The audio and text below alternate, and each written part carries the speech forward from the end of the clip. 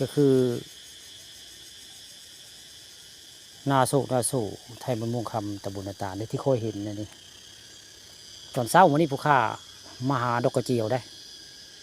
มาหาดอกกระเจียวลังพาเพิ่งนี่แหละนี่แต่ไกลก็ค่อยไปขึ้นน้ำพุงมาตะโงยเด่นน้ำพุงเด่นเขาจะผ่านอยู่ไกลเพิ่งก็เป็นให้นาข้าเจ้าได้ให้นาทำบ้านม่วงคำตำบลนาตาลนาโศกนาโศเพิ่นมองนี่ข้าเจ้าไทยมองไม่หน้ามองนี่ปลูกมันมองนี่ข้าเจ้าปลูกมันใส่ในมองนี่เป็นเดิน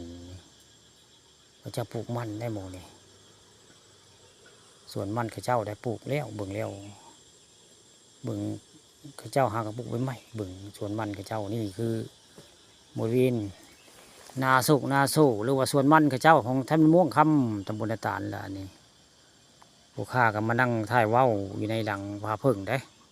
ตัวหลังถ้ำพาเพิ่งตำบลคำตำบลนาตาลหลังถ้ำพระอาจารย์เปาละมงนี่แต่เพิ่นนี้ได้เพิ่นไปมงอื่นแล้วเพิ่นย้ายไปมงอื่นแล้วอาจารย์เปามียาคูใหม่มาอยู่แล้วอาจารย์เปาเพิ่นไปทุดงมงอื่นได้อาจารย์องค์ใหม่มาอยู่แทนหน่อยตอนเศร้ามื้อนี้เศร้าแล้วซายแล้วพวกข้ามาว่ามาจาอยู่หลังพระเพิ่งพระม่วงคำเนาะมาถ่ายนางน้อยอยู่นี่นี่แหละเป็นเบื้องว่างนี่แหละนาโศกนาโศทำง่วงเลียวไปนี่โอ้ให้นาข้าเจ้าลายได้โอ้เป็นลุบได้มงนี่รถก็เล่นได้ก็รถเล่นไปพูดได้บางคูกลางไปกาฬสินธุ์กรุงเทพพูดละซึ่งหน้าจะมีทางได้ทางดำข้าเจ้าไปพูดละไปคูกลางไปกาฬสินธุ์ประเส้นทางกาฬสินธุ์กรุงเทพไปนี่แหละนี่ก็คือเป็นนาโศกนาโศไทยอันมันม่วงคำละมงนี่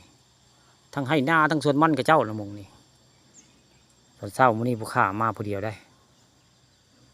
เมียผู้ข้าก็ไปหาดอกกระเจียวทั้งอื่นผู้ข้าก็เลยมาทางนี้มาถ่ายทำนางน้อยมาว่ามาจาน้ำมงนี่แล้วซึ่งน้ำพุ่งที่ค่อยเห็นก็เป็นน้ำพุ่งนะน้ำพุ่งแหละนะที่ค่อยเห็นน้ำพุ่งมันนี่รู้สึกว่าน้ำหลายเลี้ยงไปมือผู้ข้าก็ลงไปถ่ายทำผู้ได้มงสะพานลอยอันข้าน้ำพุ่งนั้นสะพานสลิงนะ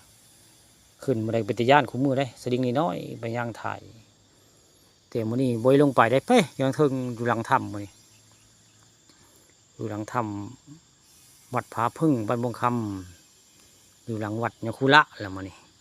บ่นึงไปถ่ายอยู่ในวัดยาคุระได้แปลว่าไปจาอยู่ในวัดเพิ่นแต่มื้อนี้มาเว้าอยู่หลังถ้ำผาพึ่งหลังถ้ำวัดยาคุเปาวัดพระอาจารย์เปาเพิ่นอดีตแต่เพิ่นย้ายไปทางอื่นแล้วเพิ่นไปที่ดงชัยภูมิบอกคนว่าเพิ่นไปชัยภูมิบ่ได้พระอาจารย์เป่าวันนี้พวกข้าพระคามพระชมได้มาว่ามาจามาเว้าเรื่องนาโศกนาโศบ้านม่วงคำตำบลนาตาล